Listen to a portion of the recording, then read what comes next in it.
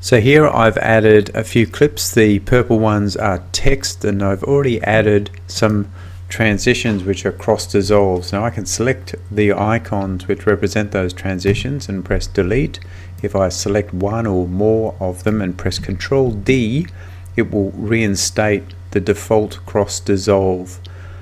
And then with audio, Ctrl Shift D provides a crossfade between clips, but what it does is it fades in and fades out across all of your clips. So in the case of my audio here, I don't want it to fade in, I want it to just start normally. And yes, I'd like some crossfading here.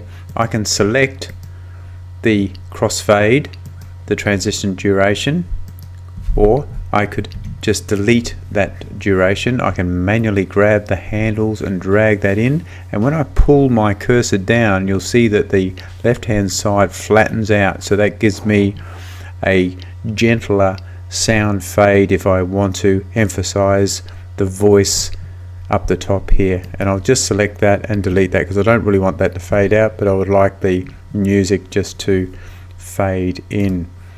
So if I were to play that, congratulations, Joe, well done, mate.